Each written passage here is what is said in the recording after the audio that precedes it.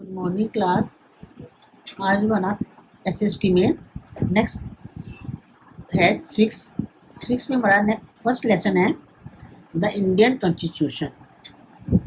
Constitution means जिसमें कुछ laws कुछ रूल्स दिए होते हैं जो कि पूरे देश को चलाने के लिए माने जाते हैं।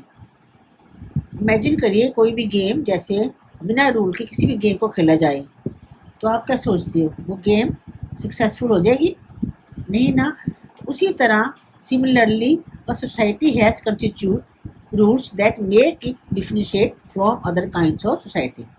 उसी तरह किसी भी समाज को किसी भी देश को चलाने के लिए रूल्स की ज़रूरत होती है। In modern countries these rules are usually available in written form. जितने भी मॉडर्न देश हैं उन सब में कॉन्स्टिट्यूशन लिखित रूप में है। कॉन्स्टिट्यूशन क्या होता है? जिसमें कुछ रूल्स दिए होते हैं, एक document, written documents in which we find such rules is called a constitution. जिसमें रूल्स लिखे होते हैं, एक डॉक्यूमेंट होता है, उसको हम कॉन्स्टिट्यूशन बोलते हैं।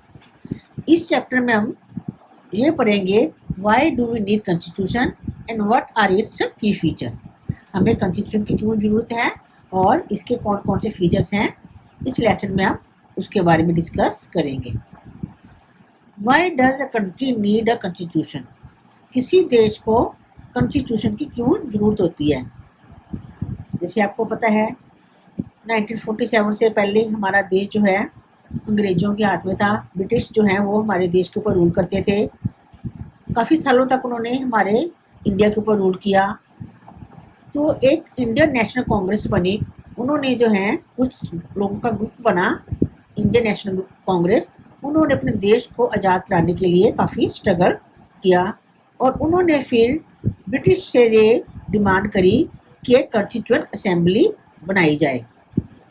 उसके बाद दिसंबर 1940 से लेके नवंबर 1949 तक जो है एक कॉन्स्टिट्यूएंट असेंबली बन गई और उन्होंने जो है एक इंडिपेंडेंट इंडिया के लिए, स्वतंत्र देश के लिए जो है एक संविधान ड्राफ्ट किया, कॉन्स्टिट्यूशन ड्राफ्ट किया। Relation between constitution and democracy. आज जितने भी वर्ल्ड में देश हैं उन सब में कॉन्स्टिट्यूशन, उन सब के पास कॉन्स्टिट्यूशन है, उन्हें अडॉप्ट किया हुआ कॉन्स्टिट्यूशन। अब इसका ये मतलब नहीं है कि वो देश जो है जिन्होंने कॉन्स्टिट्यूशन अडॉप्ट किया हुआ है वो डेमोक्रेटिक है।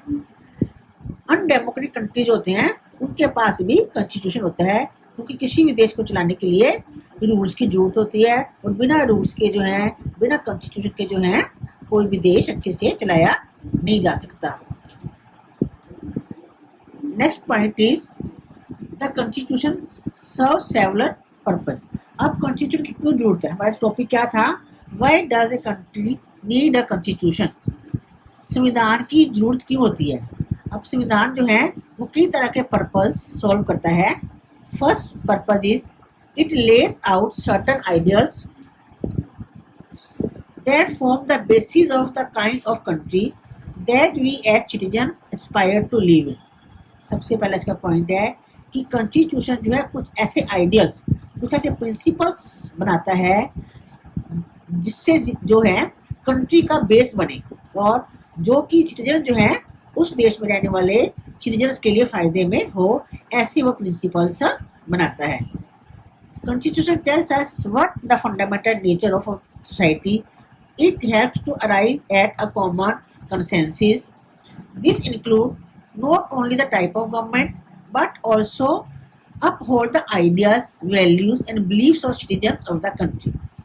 कॉन्स्टिट्यूशन जो है खाली हमें इससे किसी देश के नेचर के बारे में, पॉलिटिकल स्टेटस के बारे में नहीं पता चलता कि कौन सी गवर्नमेंट है, बल्कि जो है कॉन्स्टिट्यूशन में उस देश में रहने वाले लोगों की, उस देश में रहने वाले नागरिकों को किस तरह के आइडियाज़, कैसे वैल्यूज होगी या कैसे विश्वास होंगे, उन सब के बारे में भी हमें कॉन्स्टिट्यूशन से पता चलता है। इसके बारे में हम नेपाल के बारे में पढ़ते हैं। नेपाल जो है इंडिया का नेबरिंग कंट्री है जो कि नॉर्थ की तरफ है। तो वहाँ पे कंट्रास्ट सिचुएशंस हैं, उसके बारे में पढ़ते हैं। कुछ सालों पहले तक जो है नेपाल में मोनार्की थी। मोनार्की मतलब यहाँ पे किंग या क्वीन का रूल करते, किंग या क्वीन रूल करते हैं उस देश को मोनार्की कहते हैं। लेकिन 1990 में 1990 में जो है वहाँ उन्होंने कॉन्स्टिट्यूशन अडॉप्ट किया। लेकिन वो जो कॉन्स्टिट्यूशन अडॉप्ट किया वो एक मोनार्किकल कॉन्स्टिट्यूशन था, जिसमें राजा को जो है final authority rested with the king. उसमें जो पूरी अथॉरिटी जो है राजा के पास थी। वहाँ के सिटीजन्स ने काफ़ी फोर्ट किया कि हमें जो है डेमोक्रेसी मिलनी चाहिए। जब 1990 में जो उनको डेमोक्रेसी मिली, लेकिन वो एक प्रॉपर ढंग से डेमोक्रेसी नहीं थी।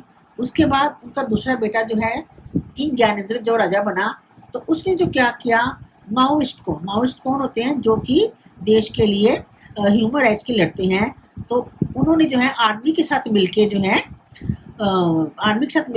पूरे देश के जो है उसका जो डेमोक्रेसी के रूल थे अपने अंडर, गवर्नमेंट के जो जितने भी अपने आप को उसका हेड बना लिया। तो उसके बाद जो है लोगों ने जो है वहाँ के लोगों ने जो है डेमोक्रेसी के लिए बहुत सारे सालों तक लड़ते रहे, और लास्ट में आते आते जो है उनको 2008 में जो है democracy milli.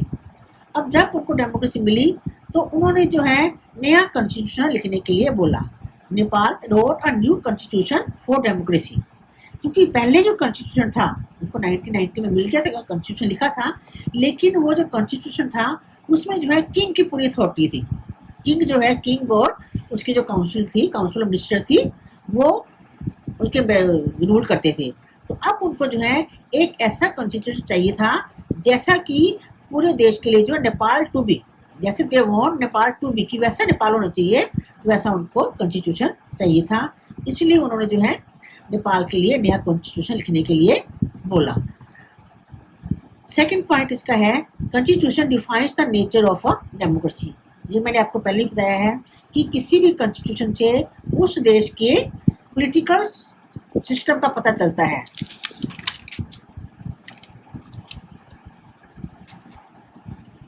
What type of political system should be there, कि किसी देश में कैसी गवर्नमेंट है, डेमोक्रेसी है, डिक्टेटरशिप है या फिर मोनार्की है। हमें उसकी राजनीतिक स्थिति का पता चलता है कि किसी देश में जो है कौन सी गवर्नमेंट रूल कर रही है। जैसे कि फॉर एग्जांपल हमने नेपाल का देखा कि नेपाल में पहले मोनार्कल कॉन्स्टिट्यूशन था, उसके बाद लोगों ने जो है डेमोक्रेसी गवर्नमेंट आ गई। तो कॉन्स्टिट्यूशन जो है हमें उस देश की टाइप ऑफ या नेचर ऑफ कंट्री भी बताता है। In countries that adopted a democratic form of government or polity, the constitution provides the guidelines that govern decision making within this society. जिन डेमोक्रेटिक कंट्रीज ने, जिन देशों ने जो है democratic form of government adopt की है, वहाँ पे कॉन्स्टिट्यूशन जो है कुछ गाइडलाइंस गवर्नमेंट के लिए कुछ गाइडलाइंस लिखता है, जिसमें जो है उन्होंने डिसीजन मेकिंग की उस सोसाइटी के, उस समाज की भलाई के लिए कैसे डिसीजन बनाएंगे, तो वो सारी गाइडलाइन भी है उनको फॉलो करनी पड़ती है। Third point is constitution provides us the safeguard against the powerful authority. अब पावरफुल कौन है, हु इज पावरफुल? हमारे देश में जो है या किसी भी देश में in a democracy we choose our leaders so that they can exercise power responsibility. हम डेमोक्रेसी में जो है अपने लीडर्स को चुनते हैं, इलेक्ट करते हैं ताकि वो देश को चलाए। कई बार क्या होता है, however there is possibility that these leaders might misuse their authority. कई बार क्या करते हैं जी लीडर्स अपने पावर को मिसयूज करते हैं और गलत तरीके से उनका यूज करते हैं और लोगों की भलाई के लिए कुछ भी काम नहीं करते। इसके लिए जो है कॉन्स्टिट्यूशन ने जो है कुछ ऐसे रूल्स लिखे हुए हैं जो उन पावरफुल अथॉरिटीज को जो है अपने पावर को मिसयूज करने से रोकता है। Next point is constitution ensure that a dominant group does not use it's power against less powerful. अब डोमिनेंट ग्रुप कौन से होते हैं, रिच पीपल हो गए या हाई कास्ट के लोग हो गए। ये जो है नीचे कास्ट जो लेस पावरफुल लोग होते हैं, छोटी जाति के लोग हैं या गरीब लोग हैं, उनको सप्रेस करते हैं, उनको दबाते हैं, उनके ऊपर टायरेनी अत्याचार करते हैं। तो उनकी टायरेनी जो है शुड बी चेक्ड। उनकी जैसे कॉन्स्टिट्यूशन में कुछ ऐसे रूल्स बनाए गए हैं कि जो डोमिनेट पावर के लोग होते हैं वो इनको जो है इनको सप्रेस ना कर सके, इनको दबा ना सके। जैसे कि रिलीजियस डोमिनेट होता है, कुछ धर्मों के लोग जो हैं ज़्यादा छोटे दूसरे धर्म के लोग को दबाते हैं, या फिर एक कम्युनिटी के अंदर, जैसे हिंदू धर्म है, इसमें कई तरह की जातियाँ हैं, ब्राह्मण, क्षत्रिय, शूद्र। जो ऊंची जाति के लोग होते हैं वो छोटी जाति के लोगों को जो है सप्रेस करते हैं, उनके राइट्स को एक्सक्लूड कर देते हैं, उनके साथ जो है बुरा भेदभाव करते हैं। तो इसके लिए जो है कॉन्स्टिट्यूशन ने कुछ इंश्योर किया है, कुछ रूल्स बनाए हैं कि ऐसे जो है डोमिनेट पावर ग्रुप जो है वो इनको एक्सक्लूड ना कर पाए। Next point is constitution save us from our self. अब ये सुनने में तो अच्छा अजीब लग रहा है कि कॉन्स्टिट्यूशन जो है वो हमें अपने आप से भी बचाता है। इसका क्या मतलब है? कई बार ऐसा होता है, at time we may take some decision over an issue that might go against our larger interest. कई बार हम जो है ऐसे डिसीजन ले लेते हैं जो हमें गलत इफेक्ट डालते हैं, हमारा जो बड़ा फायदा होना होता है उसके लिए जो है गलत हो जाते हैं। जैसे मान लो कई बार क्या होता है, हम लोगों को लगता है कि अगर बीजेपी गवर्नमेंट आ गई तो अच्छा काम नहीं कर रही है, तो इसके बजाय जो है कांग्रेस पार्टी आ जाती तो वो अच्छी थी। लेकिन कई बार क्या होता है, कांग्रेस पार्टी भी अच्छी नहीं करती तो हम पॉलिटिकल पार्टी से जो है तंग आ जाते हैं, तो हम लोग फ्रस्ट्रेशन में आके कहते हैं कि इससे अच्छा तो है डिक्टेटरशिप ही अच्छी थी। लेकिन लॉन्ग रन में जो है डिक्टेटरशिप अच्छी नहीं होती, क्योंकि उसके जो है एक ही आदमी जो है, एक ही पर्सन जो है वो पावरफुल बन जाता है और किसी भी तरह के उनको राइट्स नहीं मिलते हैं। तो इस तरह जो है कॉन्स्टिट्यूशन जो है हमें रॉन्ग डिसीजन लेने से जो है सेव करता है, क्योंकि constitution does not allow these we to change its basic structure. कि कॉन्स्टिट्यूशन जो है अपने बेसिक स्ट्रक्चर को जो है कभी भी चेंज नहीं करता। उसका जो एक बार स्ट्रक्चर बन चुका है कि यहाँ पे जो गवर्नमेंट डेमोक्रेसी होगी तो वो डेमोक्रेसी रहेगी, वो अपना बेसिक स्ट्रक्चर कभी नहीं चेंज करेगी। It doesn't allow for the easy overthrow of provisions that guarantee rights of citizens and protect their freedom। और ये ना तो जैसे जो प्रोविजन दिए गए हैं लोगों को, सिटीजन्स को, यहाँ के लोगों को, जो यहाँ के नागरिक इंडिया के, उनको जो राइट्स दिए हुए हैं, जहाँ उनको फ्रीडम दी हुई है, उनको कभी भी ओवरथ्रो नहीं करेगी। तो इस तरह हमने देखा कि कॉन्स्टिट्यूशन जो है वो एक इम्पोर्टेंट डेमोक्रेटिक कंट्री जो है, जो डेमोक्रेटिक समाज जो है, डेमोक्रेटिक देश जो है, वहाँ पे एक बहुत ही इम्पोर्टेंट रोल प्ले करता है। इसका नेक्स्ट पार्ट जो है हम नेक्स्ट वीडियो में करेंगे, आप इसको ध्यान से रीड करना।